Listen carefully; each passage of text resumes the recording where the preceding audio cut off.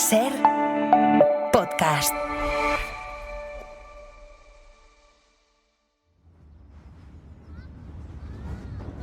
El 12 de octubre es una ciudad pequeña dentro de una gran ciudad. Y para que todo marche bien, muchas cosas tienen que funcionar a la vez. Luz, agua, suministro de oxígeno, el material, la limpieza, el personal. Y como en cualquier sistema complejo, los equilibrios son delicados. Ya estamos en la segunda quincena de marzo. Se ha decretado el estado de alarma y la cantidad de pacientes que recibimos está rompiendo esos equilibrios. La situación de una unidad afecta a todas las demás. Nosotros vamos a seguir el circuito que podría hacer un paciente. Primero llega a la urgencia, después pasa a la planta y termina en la UCI. Pero en realidad estaba ocurriendo todo a la vez.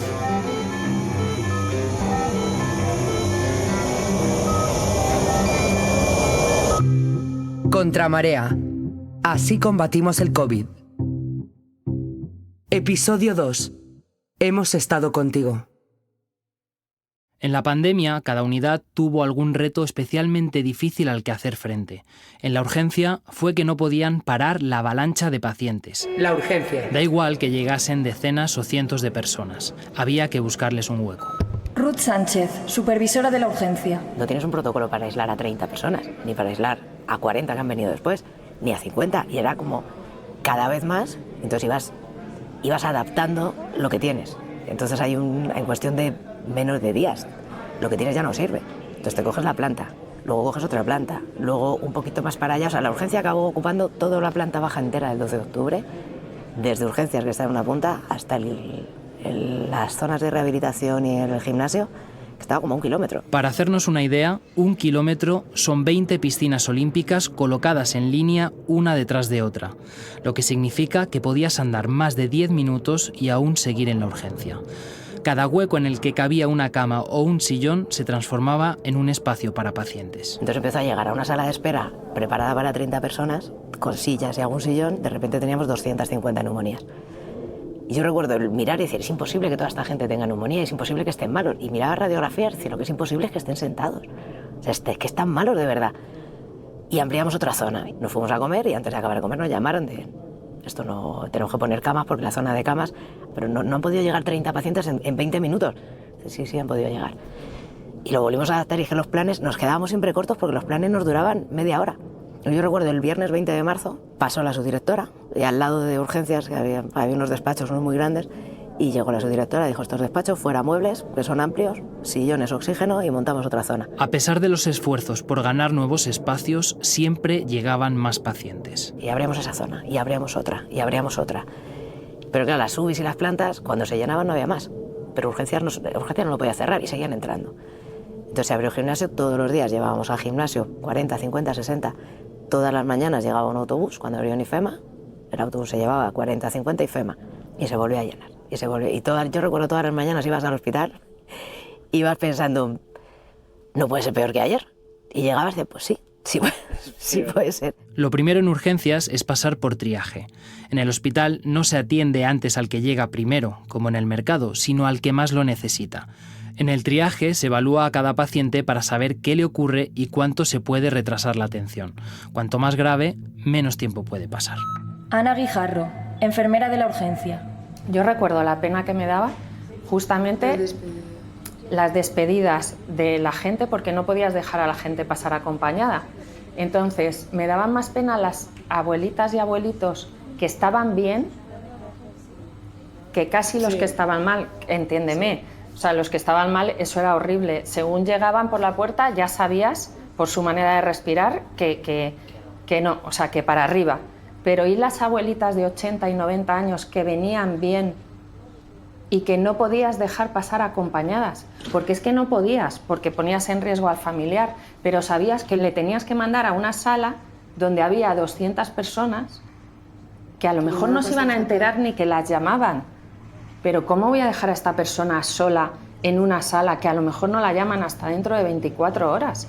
Entonces, siempre que podía, que no era siempre, me la llevaba yo a la sala y la ponía al lado de alguien joven y le hacía cargo a otra persona enferma de esta abuela, incluso le daba el teléfono de alguna familiar por si tal, y era horrible. O sea, yo a la que me giraba y me iba, a veces me iba llorando, lo que pasa es que como íbamos enfundadas no se nos veía y seguías, y es que venía otro y se te olvidaba y venía otro, pero era horrible. O sea, necesitabais que los propios pacientes se hicieran cargo, hacerse cargo también. Y lo hacían encantados, ¿eh? O sea, yo he de reconocer que no lo he visto ni antes. O sea, siempre hay gente buena y gente menos buena. Pues en esa época de COVID todo el mundo estaba dispuesto a ayudar. Nunca había oído tanto silencio en las salas, ¿os acordáis? Sí. No había ni un grito, nadie se quejaba por esperar. Con la de gente que había. Sí. Con la de gente que había, nadie decía mu, aunque tal, todo el mundo estaba súper colaborador y eso, y haciéndose cargo unos de otros, porque es que si no, es que no dábamos abasto. Andrea Terrón, médica en la urgencia.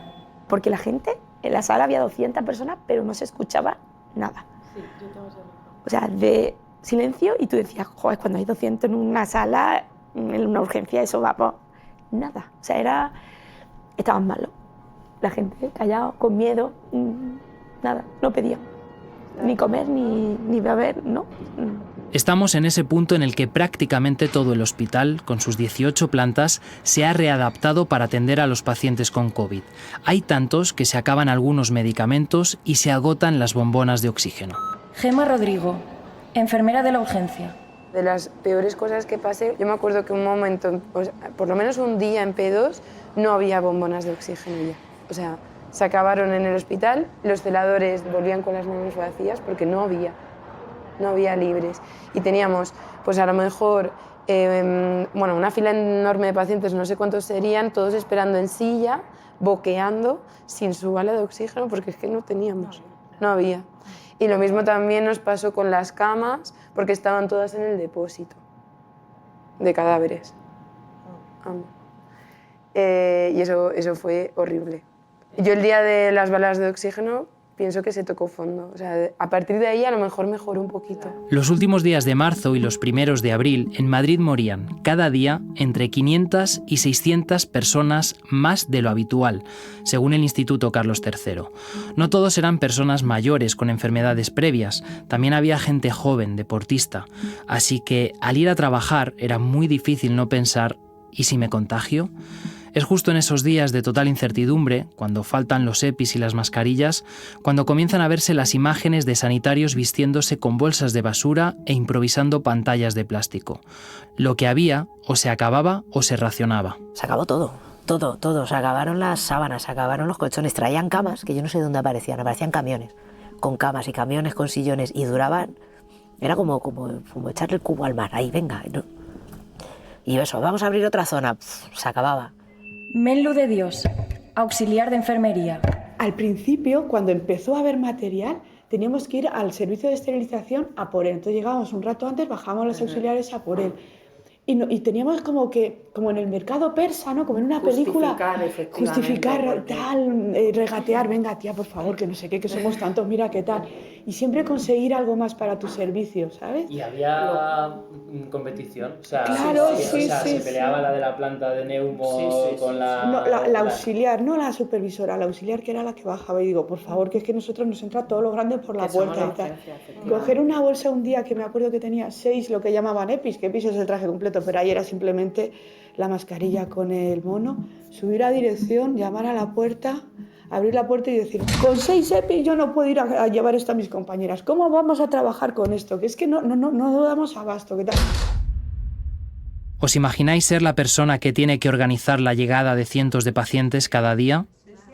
¿Saber que no le estás dando a tus compañeros todo el material que necesitan para protegerse?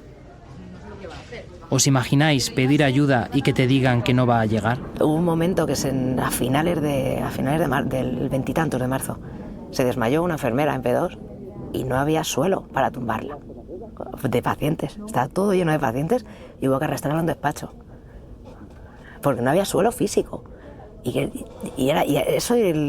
digo, recuerdo ese momento y un momento que pues la dirección nos apoyó en todo lo que pedimos y en cosas que no pedimos también, se nos adelantaron. Fueron a pedir la ayuda al ejército y vino la jefa de servicio y nos dijo, nos hemos reunido y el ejército, hay otros hospitales que están peor y el ejército no va a venir. Y recuerdo ese momento, estar los 4 en el despacho, los 4 responsables, y decir, ¿qué hacemos? Estamos solos. Y el miedo, o sea, y sentir no sé qué hacer. Y esto es enorme y no nos va a ayudar nadie, depende de nosotros. Pero hubo momentos muy duros, ¿eh? Eso y el que todo el mundo te pidiera respuestas. Es decir, ¿qué hacemos con esto? No lo sé. Es que de verdad que no lo sé y es que nadie lo sabe. ¿Y qué medicación le damos? No lo sé. Y morfina, no queda morfina. El material, no hay material. No hay EPIs para la gente. Tienes 2 cajas de mascarillas. 2 cajas. Entran a trabajar 250 personas ahora a las 3 de la tarde. ¿Qué hago con 2 cajas?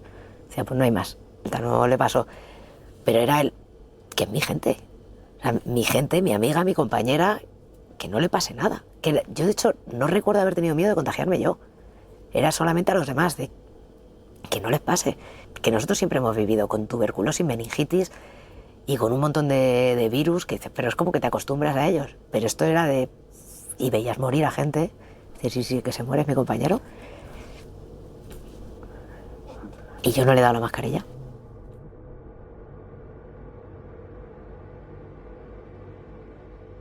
La planta. Después de la urgencia, los pacientes pasan a planta. Al principio, los contagiados iban a medicina interna o a neumología, pero en pocos días podían ingresar en todo el hospital. En la planta 12 de medicina interna, donde habían desalojado a los enfermos unos días antes del confinamiento, ya habían ocupado todas las habitaciones. Asun Mayor, enfermera de esa planta, recuerda la llamada constante de los pacientes. Recuerdo el primer día, sí, claro, el caos con todos los timbres sonando, todo el mundo malo, con sensación de apremio, de muerte inminente, muchos que luego fue así, de llamar al busca de la guardia de interna y que nos decían, estamos saturados, no llegamos a aplicar vuestro criterio, que es bueno, que seguro que tal, luego firmamos todo lo que haga falta. Si en la urgencia lo más complicado fue atender el torrente de personas que llegaba, lo más difícil de la planta fue que si un paciente se ponía malo, no podía pasar a la UCI. Eso, y que las puertas siempre debían estar cerradas. En el hospital, cuando se hablaba de lo que vivieron en la planta, todo el mundo repetía lo duro que era abrir la puerta y no saber qué se iban a encontrar. Maika Gómez, enfermera de medicina interna. Es que entrabas a poner un antibiótico, casi siempre era ceftriaxona, y llegabas, estaba vivo, le decías buenas noches, hablabas poco porque un poco la norma era solo utilizar el tiempo preciso para evitar contagiarte innecesariamente. Y volvías a quitar esa ceftriaxona que tardabas poco, era pues hacer la ronda y volver, y se había muerto un paciente. Entonces, para mí, que lleva más de 30 años en medicina interna, que siempre me ha dado tiempo a poner un Seguril si alguien se ahoga, o a poner un mórfico si tiene dinea, era la sensación de no saber absolutamente nada. Es decir, me he encontrado muerto, o sea, no me ha dado tiempo a actuar. Eso para mí fue totalmente... me desarmaba por completo, fue lo que más me desarmó. Medicina interna y neumología son los servicios que normalmente atienden las neumonías, pero no daban abasto para cubrir todos los ingresos de la primera ola. Como la actividad se había reducido a 0 para la mayoría de las especialidades, muchos médicos pasaron a las plantas para atender a los pacientes ingresados. También hubo cirujanos que sacaban analíticas en la urgencia y algunos que ayudaron a movilizar a los pacientes en la UCI, algo impensable en un hospital y que jamás pensé que vería. Uno de los médicos que dejó su trabajo habitual para ayudar con los pacientes COVID fue David Rafael de la Cruz, médico digestivo. Su trabajo habitual eran las endoscopias, pero de un día para otro tuvo que ver a decenas de pacientes con una enfermedad desconocida y que afectaba a los pulmones. Me encuentro una catástrofe. Me encuentro incertidumbres de que no sabíamos cómo contagiar. Allí la gente limpiaba las mesas, limpiaba los teclados. Teníamos déficit de material. O sea, veíamos los pacientes con una bata de quirófano y una mascarilla, y alguno, pues su padre le había hecho una mascarilla especial. Yo recuerdo dejar pacientes, irme a las 3:30, 4, dejar pacientes bien, y al día siguiente habían fallecido. La media de ingresos en planta rondaba los 60 pacientes por día, pero hubo jornadas que llegaron más de 150. Un hospital pequeño de Madrid puede tener entre 100 y 200 camas, es decir, que en el 12 de octubre ingresaba casi un hospital entero cada día. Guillermo Maestro, médico internista. pasas de un ingreso a 1000. Entonces, eso a lo largo de una semana es muy rápido, es un cambio de plantilla continuo y, claro, requiere la gente dónde va, ¿no? Porque yo creo que en esta cosa nos ocurre en cualquier crisis, no hay nada peor que no tener organización o control. Yo recuerdo llegar a casa, conectarme con la VPN por la noche hasta la 1 y pico de la mañana, ver ya están abiertos tantos controles para intentar dejar eso organizado, amanecer a primera de la mañana, a las 6, estar mirando ya qué controles habían abierto, para poderles decir dónde van, ¿no? Yo creo que no habría nada peor que estar a las 8 y no saber dónde tienes que ir. Todavía no conocemos cómo se trata esta enfermedad, así que el hospital decide crear un comité con varias especialidades que deberá acordar los tratamientos y elaborar unas guías para que los médicos de cualquier especialidad puedan atender a los pacientes con COVID. Javier Sayas, neumólogo. Lo fundamental es que la información que nos llegaba estaba poco basada en la evidencia y la única manera de tener algo homogéneo que no fuese chamanismo era que un grupo de gente con experiencia en otras áreas similares analizase lo que se iba publicando e hiciese recomendaciones asumiendo que el nivel de evidencia era bajísimo.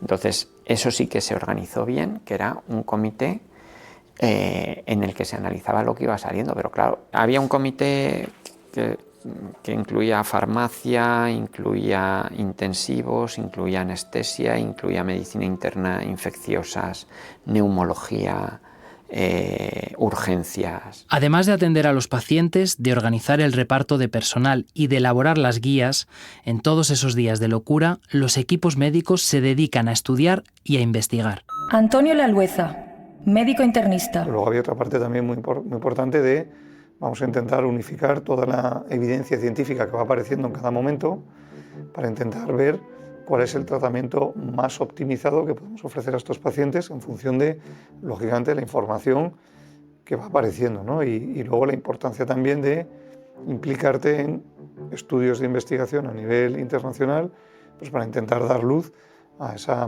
falta de evidencia que teníamos en ese momento de la medicación. Era como estudiar arquitectura al mismo tiempo que construyes una casa. Puede parecer absurdo que dedicaran tanto empeño en investigar y leer lo que descubrían otros colegas mientras seguían llegando muchos pacientes y muy enfermos. Pero era un trabajo fundamental para dar el mejor tratamiento posible y para que tanto esfuerzo sirviese de algo. ¿Y os acordáis de los respiradores que el neumólogo Javier Sayas consiguió antes de que se cerraran las fronteras? Eran respiradores un poco especiales porque no necesitaban que el paciente estuviese sedado y permitían dar un tratamiento a medio camino entre la mascarilla de oxígeno y la intubación.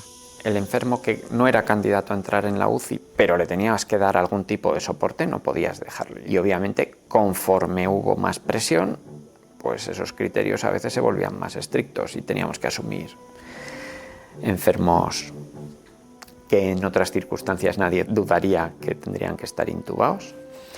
Esos casos concretos eran los que mejor iban porque eran más jóvenes, etc.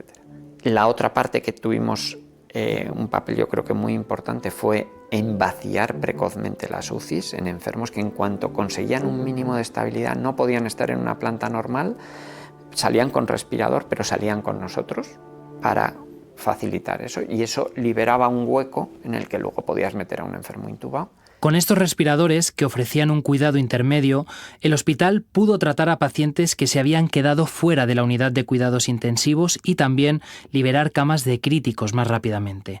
Esto salvó la vida a muchas personas que se quedaron sin cama en la UCI. La UCI. Si les preguntas a los sanitarios que trabajan en críticos qué fue lo peor de la primera ola, muchos te dirán que la falta de camas. Las unidades de cuidados intensivos atienden a los pacientes con riesgo de morir a muy corto plazo por causas reversibles. Un infarto, un accidente de tráfico, una neumonía. Son unidades muy complejas, con muchos aparatos y donde se necesitan profesionales con una formación muy específica. Por eso allí no se podían abrir camas de UCI en cualquier espacio del hospital, a diferencia de lo que hacían en la urgencia.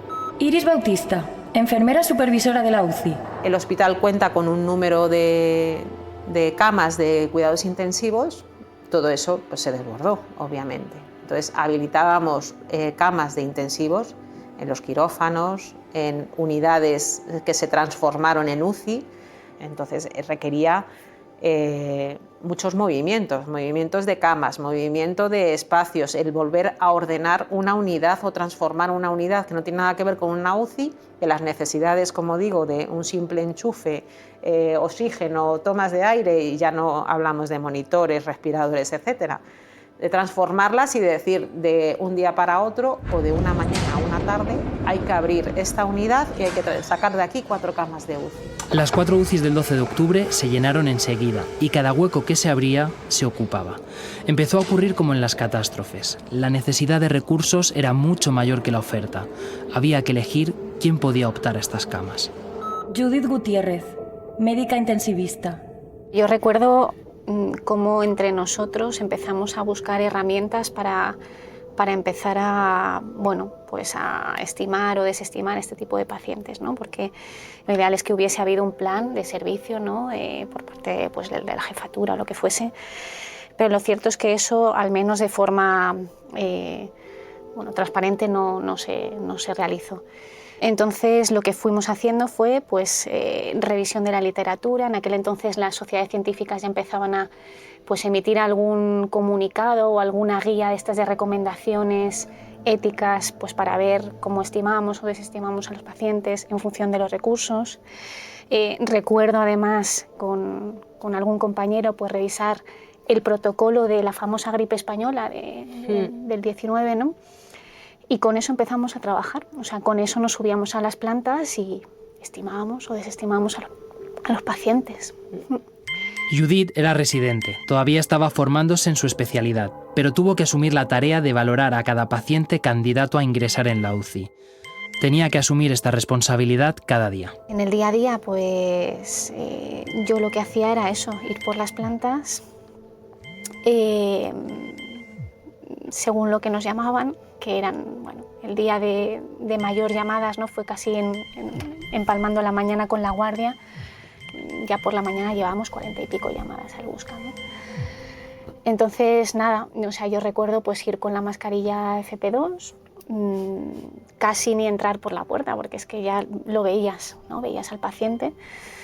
Y en función de los antecedentes del paciente y de cómo estaba el paciente, pues llamaba al adjunto en cuestión que estaba ayudándome, les contaba y en función de las camas pues decidíamos quién se bajaba. Los adjuntos son los médicos que ya han terminado la especialidad. Amanda Lesmes, intensivista de la UCI polivalente, era una de esas adjuntas. Normalmente nosotros en el busca de la UCI, pues, o sea, un día que es malo tenemos 7, 8 llamadas, ¿no? Pues esto hubo 15 o 20 días que había más de 40 llamadas al día, ¿no?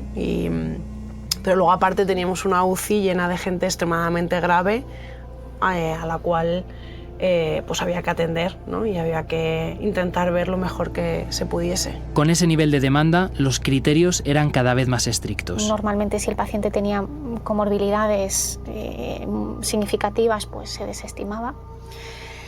Pero también llegamos a un punto en el que las comorbilidades eran hipertensión. Entonces, obviamente se tuvo que poner un límite de edad, pero ahí fue todavía mucho más restrictivo, ¿no? No recuerdo qué edad, dijimos 60 o así. Era raro ingresar por encima de 65 años. Sabíamos que iban peor y eso, bueno, es un criterio que a veces se tiene en cuenta, siempre individualizando, obviamente, pero eso e hipertensión, ¿no? Eso era muy... A día de hoy es impensable, claro, es muy frecuente, a día de hoy es impensable. Estar intubado por una neumonía es una patología tremendamente grave, incluso a día de hoy, pues gente con pacientes que tienen muchas comorbilidades, ¿no? Que tengan muchas enfermedades. En general esos pacientes no son candidatos a ingresar en UCI porque sabemos que su probabilidad de sobrevivir a la UCI es bajísima, ¿no? Sobrevivir y a expensas de qué, porque claro, no solo sobrevivir, sino sobrevivir con una mínima calidad de vida, ¿no? Que eso es lo que tenemos que pensar un poco más allá. Si la elección estaba entre alguien que tenía a lo mejor un 80% de posibilidades de sobrevivir y alguien que tenía un 30%, pues la elección para nosotros estaba clara, ¿no? Eso es lo que se conoce como triaje de desastres o de catástrofes, ¿no? Se va siendo cada vez más restrictivo en función de si se pone, digamos, si hay un claro desbalance entre la oferta y la demanda de recursos. ¿De cuántos nos estamos hablando por día? No quiero saberlo. Es que ni lo recuerdo, ¿eh? O sea, es más fácil decirte los sís, que eran 2, 3. Y a lo mejor... Habría una UBI que eran 16. Claro. ¿no? Y no solo cuántos nos. Los nos que no nos llegaban, ¿no? Porque sus médicos responsables sabían lo que pasaba. Esperamos lo que esa guardia que hemos comentado varias veces, ¿no? Que fue una de las grandes explosiones, pues eso, si es que pudimos ver a 100 pacientes, ingresamos 1 o 2.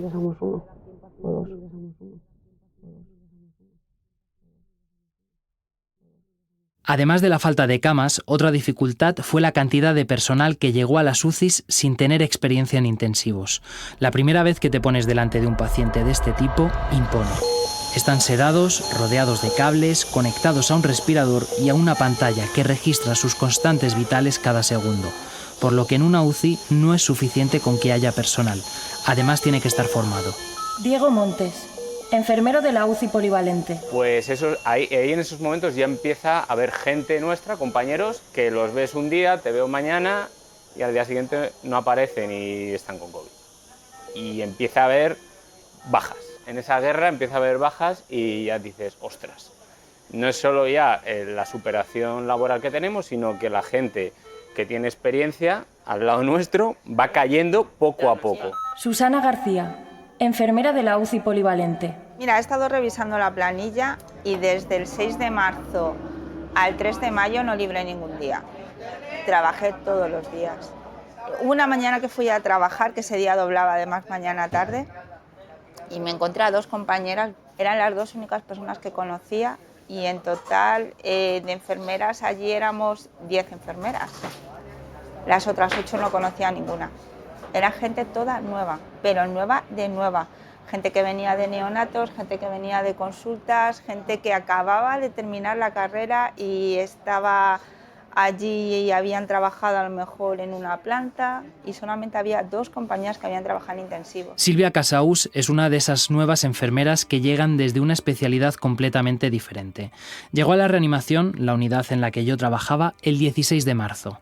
Después de un par de turnos en una UCI limpia, le tocó pasar a una sucia.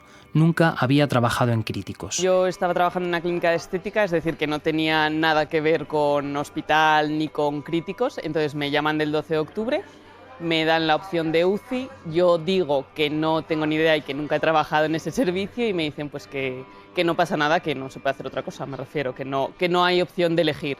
Yo empiezo un turno de noche, me explican cómo el funcionamiento de la REA, me explican un poco pues, lo básico para empezar y la noche siguiente que yo hago al día siguiente la recuerdo ya como la guerra. Estaban 2 veteranos y el resto éramos nuevos. Nuevos que no, solamente uno de los nuevos controlaba un poquito de UCI, pero el resto es que veníamos de otros servicios que no teníamos ni idea. Entonces, claro, los 2 veteranos, que eran Rosa y Alberto, yo los recuerdo vestidos con el EPI, que fueron los primeros que se vistieron, porque claro, eran los que más sabían de eso, y gritando, o sea, diciendo, por favor, que se vista alguien más. Y yo por dentro pensaba, es que no me quiera vestir, es que no tengo ni idea, o sea, es que no puedo hacer nada si me he visto, o sea, no puedo hacer nada ahí dentro. En un momento en el que se trabajaba por parejas, con una persona dentro de la zona sucia y otra organizando desde la zona limpia, era una putada que uno de los 2 no supiera qué había que hacer. Yo estuve trabajando los primeros días después del confinamiento. Sé lo difícil que era trabajar con tanta gente sin experiencia en una situación como esa. Pero después de 4 o 5 días de jornadas muy duras, al volver a casa, empiezo a tener carraspera y noto que he perdido el olfato. Por un lado, el miedo. Por otro, la sensación de culpa por fallar a mis compañeros. Nosotros tenemos un grupo dentro de la UBI, un grupo de WhatsApp donde pedíamos cambios y demás, entonces esa gente dentro de ese grupo anunciaba su baja. Hola chicos, lo siento, he dado positivo, lo siento mucho. Y esa frase de lo siento mucho se repetía muchísimo, era como que, no sé, a mí yo lo leía y decía, pero ¿cómo sientes estar de baja? O sea, haber cogido el COVID y sentían, porque es que los que nos quedábamos, porque hubo muy poca gente que nos quedamos durante todo el COVID, nos encontrábamos con que la gente que venía era gente como Silvia, gente que no tenía experiencia, gente por la que sufríamos, porque yo sufría por ella, porque ellos sufrían muchísimo. O sea, yo he visto gente, compañeros míos, que posteriormente he visto en otros servicios y demás, llorar sentados en el suelo porque no sabían actuar, la situación les superaba, no tenían los conocimientos, no tenían los medios, no tenían nada, se tenían que apoyar en nosotros y a nosotros nos veían superados, ya que estábamos superados. Cada lugar tuvo sus retos, pero hubo algo que fue difícil en todas las unidades. Entré a las 3 de la tarde y esto es muy fastidiado decirlo, pero a las 4:30 2 pacientes que tenía no tenía ninguno. Habíamos tenido que limitarlo, es decir, el paciente ya no tiene viabilidad y le vas quitando medidas para que fallezca, que en ese momento era en cuestión de nada. Me acuerdo que el médico que estaba me ayudó a apagar un respirador porque yo decía que no podía hacerlo. Me abrazó la supervisora, me quedé un poco fuera, estaba noqueado. Y al momento fue como decir, hostia, no, aquí no puede faltar un enfermero. Recibir un poco de shock y empujarme yo solo también dentro. Se me fue todo el tema emocional y para arriba. Esas camas, obviamente, necesitaban ya estar preparadas para otro ingreso. O sea, eso es lo jodido emocionalmente. Es decir, acabas de ver ahí una persona fallecer y tienes que prepararte otra vez para otro combate. En la normalidad, cuando un paciente va a fallecer, se prepara todo para que su familia y ellos puedan despedirse. No es fácil vivirlo, pero poner atención a los detalles es algo que consuela a los profesionales. Durante la primera ola de COVID no pudimos hacerlo.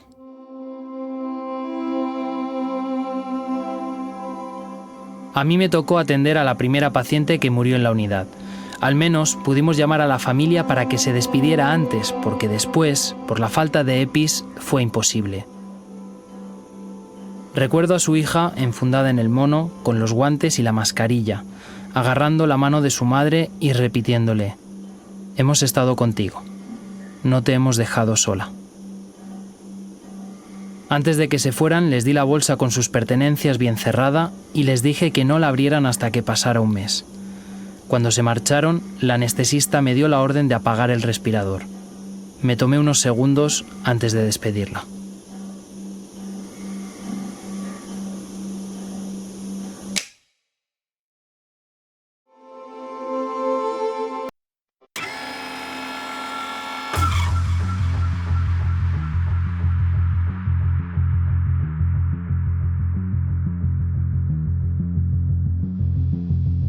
Contramarea, así combatimos el COVID, es una producción de Ser Podcast con Karima Garbi.